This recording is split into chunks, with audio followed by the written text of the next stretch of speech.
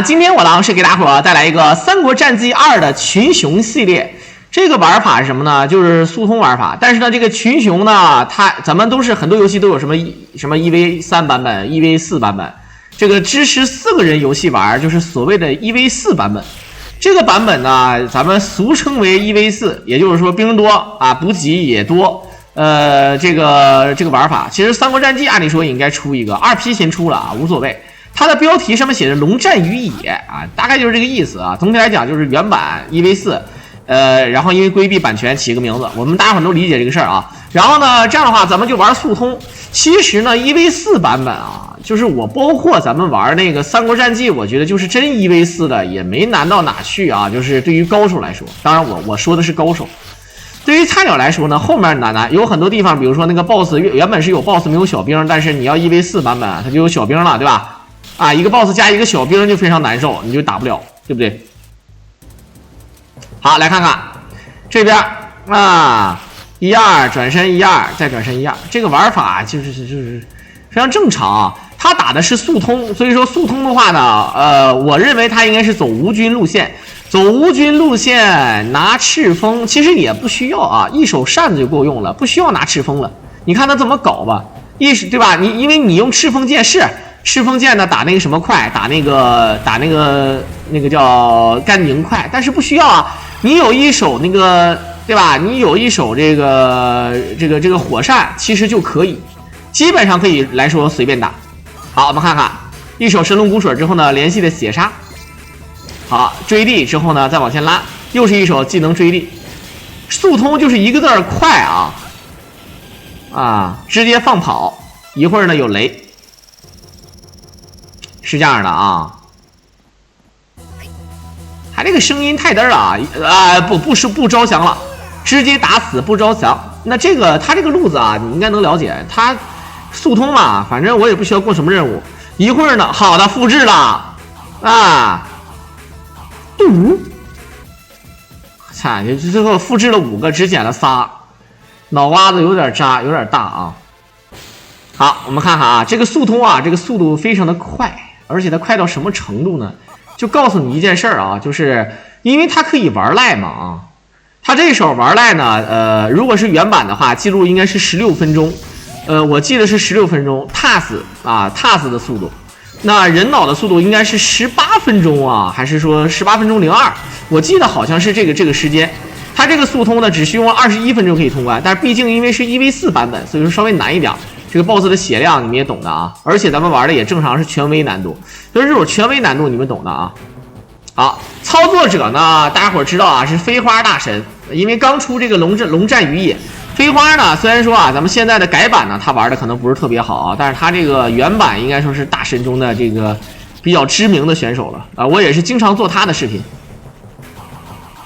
好，孙子兵法是一个非常神奇的东西啊，它是唯一一个啊，这个一个可以增加攻击力的阵法，但是呢，你这个增加攻击力和减敌方的防御力这是两码事儿。咱们这是 power power up 啊，这个就相当于增加攻击力。而这个你看像这个，他准备复制道家秘本了，我们看一下要不要复制。其实复制的时候啊，在打死 BOSS 的时候复制是最好的，或者说练一些技能的时候，看边玩边复制。好，一手下上的这个技能。这个正诸葛亮啊，他轻兵的技能有冰块，有这个雷和石头。这个雷和石头很多人被誉为最嘚的必杀，因为他定完屏之后呢，可能只能石头打人。虽然说轻兵不错，但是呢可能打血不多，但是你错了。真正的 TAS 啊，我告诉你啊 ，TAS 的这个不复制的玩法和复制的玩法都有一个套路，就是练这个必杀。这一手必杀啊，飞沙走石，它那个雷电，如果你放的位置好，那个雷电电到 BOSS 可以打多点攻击。一个雷电可以打将近1管血，我说的1管血可是 BOSS 的1管血啊，可不是他妈的咱们的1管血。所以说那个必杀玩好的是真赖，但是一般来讲都是用 TAS， 就这个雷，它这个雷能打到好几点。练这个飞沙的时候，你看这个雷的位置啊，可能不一样。你练的时候你会发现不知道在哪儿啊，这个可能根据你练的位置和兵有关。你看，但是这个雷一旦打到 BOSS 的话，会非常非常非常的疼，你懂的啊。好了，我们看看灰 K 是灰获胜，灰是以12-8战胜了老 K， 老 K 呢是以这个10-4战胜河池，然后呢老 K 之前是以7-4战胜了叶枫啊，7-3还是7-4忘记了啊，好像7-4。好，一手飞沙走石，这个由于咱们是无限神龙骨水啊，这个呢很多人说赖我也行，但是你打不了人那么快，你像我狼也可以这么玩啊，但我狼玩的非常龟，来，他选择用一手这个什么。啊，用一手这个，再定。他因为有一手 Power Up 啊，有一手生死兵法在追。这个1v4的版本，你看这个 BOSS 的血量啊，比这个一个人玩要多100多滴血。我说这100多是个形容词，你知道就好。总体来讲，1v4版本这个 BOSS 的血量，你看打了这么多必杀加道加密本才完事儿，你说难不难啊？当然呢，也就用了21分钟就能通关，这也是飞花大神刚打出来的。其实这个玩法，我个人感觉啊，如果你挑战不复制的话，那你打无伤太难了。如果挑战不复制的话，可以选一手张飞拿方天画戟，或者是挑战一手赵云拿方天画戟，然后关羽拿火刀，或者玩一手这个马超的小李飞刀都可以啊。它这个玩法比较广泛，你怎么玩都可以的啊。然后呢，这个弹幕啊，你现在对我造不成伤害了。自从上次那一个战役。啊！但是呢，我他妈又想看你们弹幕了，又想跟你们掰掰了。因为一旦跟你们掰掰之后呢，我发现有一些弹幕啊，然后我就跟他呛呛起来之后呢，然后呢，我就发现我就会哭。哎，我被你们整哭了之后呢，我就能收到礼物。哎，我怎么感觉这是个套路啊？哎，等哪天我急眼了，我再自导自演啊，狼导自导自演，然后跟你们对吧？啊，跟你们那个吵一下，跟某些那个带节奏的吵一下，吵完了之后呢，我就哭，对吧？我就跟刘备似的。对吧？那个鲁肃找我一顿哭，说要荆州，我就一顿哭。哭完之后我没地方，哎，我是穷的跟狗一样，对吧？你们可怜可怜我，给我送个飞机、火箭、超级火箭，要开个皇帝啥的，对吧？啊，好，来看看这首《孤军前往长坂坡》。这一手，他走这个路线啊，一定要走的。你说咱说拿个普通剑多多少少有点过分，但他这么个玩法，其实要那个火扇，我觉得用处也不大。全程就是一顿雷，对吧？你雷就完事儿了，就感觉这个诸葛亮好像有点像那个雷神托尔一样啊，雷神下凡。这地方有一个大腿，他现在你看没看见？好像还没有受伤啊，还是没有受伤的。好，1-2直接雷连上。好，再前。这地方有个大腿，但是你打也行，不打也行，无所谓啊。你看上方这有个大腿。这个大腿呢，吃不吃都一样。军令状，那他现在是要用这个啊，要用一手曹仁。他难道他走魏军路线？他不是走吴军路线，他走魏军路线，这就有点东西了。好，一手赌神商周经。这种情况下呢，是为了要把火扇了。这把火扇是真有用啊！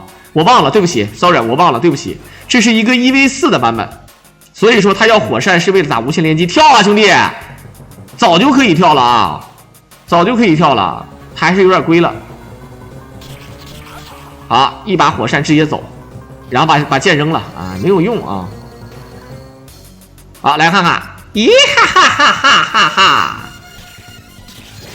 这个诸葛亮的一生之，诸葛亮最恨的几个人啊，好招，是吧？好招，这个张合啊，就这些人啊，你看好，再雷。他这个雷能追地，还能重置这个招式，也是真心有点赖。不过呢，由于1v4版本这个血量还是微多了点啊。好，能不能把那个孟获给他们留住？好，一顿那个孙子兵法，再雷，打死之后不要管他啊也管不了，对不起。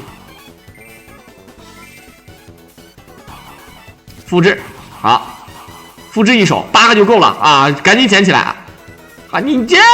玄武神器啊，玄武神器该用点用啊。虽然说玄武神器跟那个孙子兵法两个人重叠有点重不好，但是呢它是可以的，有点东西的啊。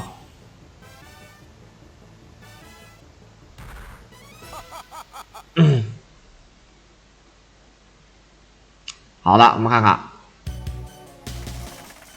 嘟嘟有请雷，你看这1v4版本它就是不一样啊。我记得上次也是飞花打的这个复制的这个速通记录。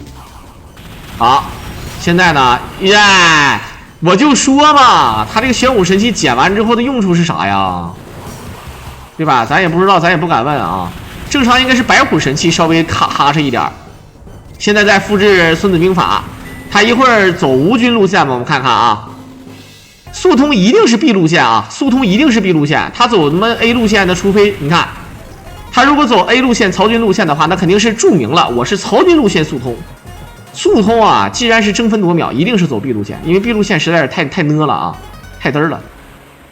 说白了，这么一看就感觉对吧？曹操还是比东吴强的多啊！噔噔噔，好，这个游戏左慈有没有呀呀？这个你正常是能看到左慈是在哪儿呢？是在甘宁这个地方就能看到左慈的啊！你在甘宁这个地方，如果你要是杀甘宁杀得慢，这甘宁死的特别慢，过一会儿左慈就会飘过来，然后就会来一手呀呀。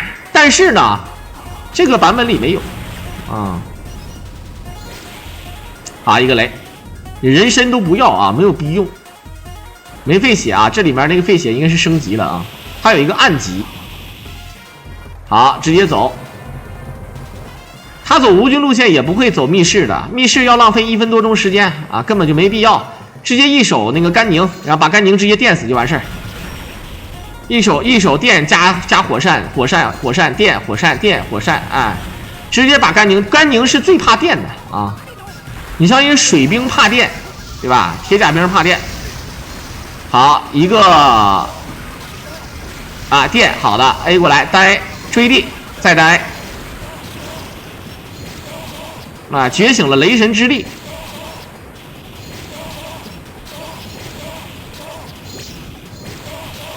啊，这绝对是传说中的速杀，这些 BOSS 挺不过15秒钟啊，感觉死的比赵四他爹还惨呢啊！啊，青龙神器没必要啊，兄弟们，复制就完事儿了。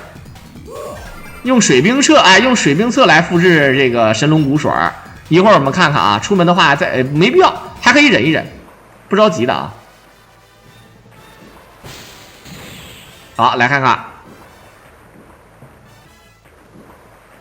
噔，诸葛亮长得像谁呢？好，这周泰跟张飞俩人对着干啊，我不得不承认啊，周泰跟张飞确实有对着干的能力，但是呢，干不过啊。好，我们看看，捡起来，军令状。这里面军令状他妈的居然是加降将的那个使用次数啊！他这个设计太嘚了。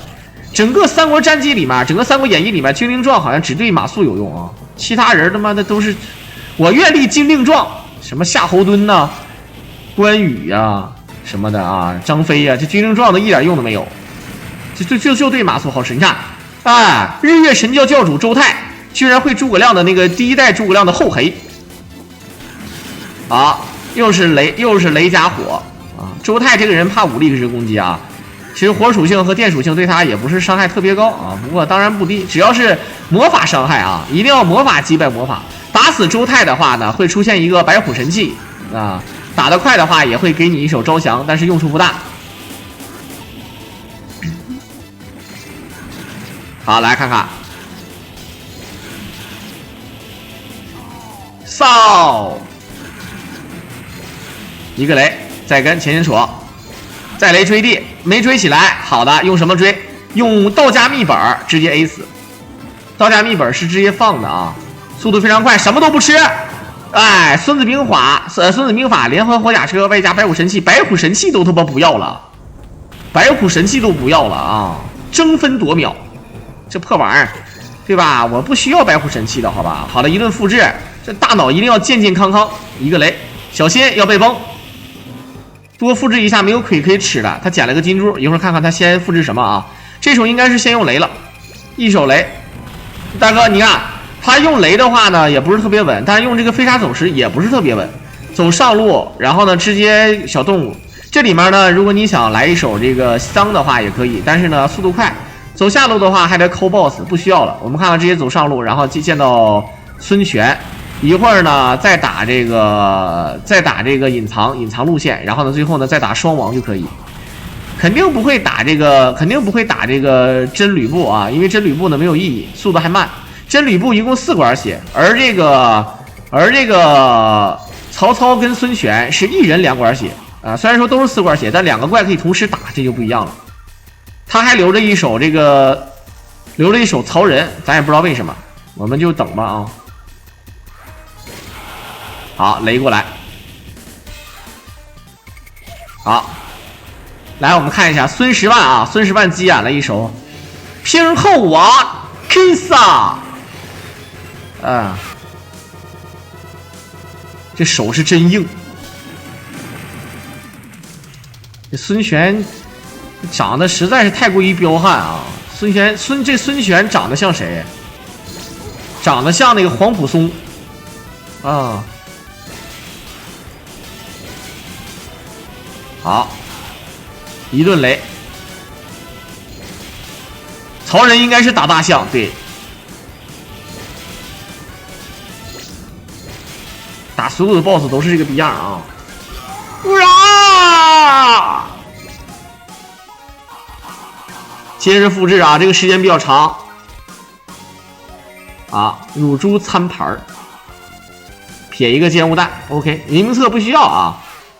核心的东西看不看见？核心的东西，对吧？神龙古水、孙子兵法、道家秘本，这3个非常核心。一会儿估计是打大象了啊。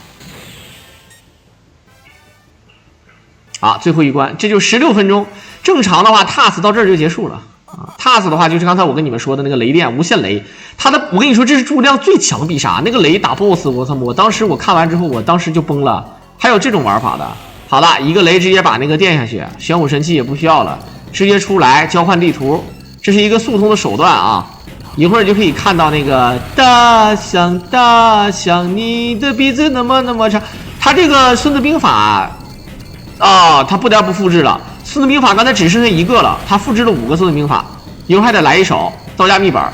孙子兵法呢，打一个 BOSS 需要用2个啊，小 BOSS 需要1个，大 BOSS 需要2个，所以说一会儿看一看。好。一会儿呢，应该还有左慈，我们看看，捡起来，一个雷，好，孙子兵法，直接一手这个，哎，无限这么放，他根本就不是打大象，他根本不需要。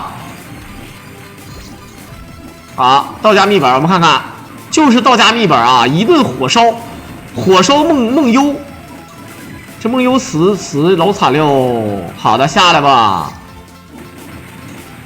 其实这个打血感觉真的是挺多的，要不是1v4版本啊，他早死了。下来了啊，来看看，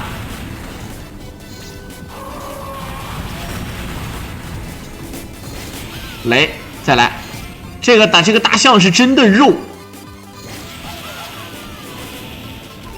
哟，这啊，本身可以创造无伤的好吧，结果被神仙顶了一下，这一下太可惜了啊。这一下太可惜了，泰森的弟弟叫泰可。好，直接走下路，这是走竹排路线啊。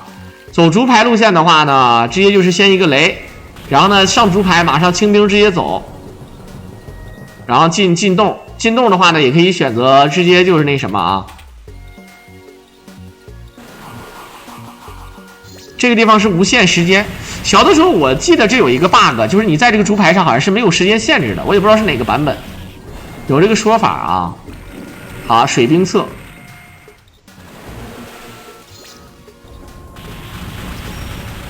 第一关就挨打了吗 ？sorry， 忘了啊。好，跳上来，这里其实还有一个神龙古水的啊。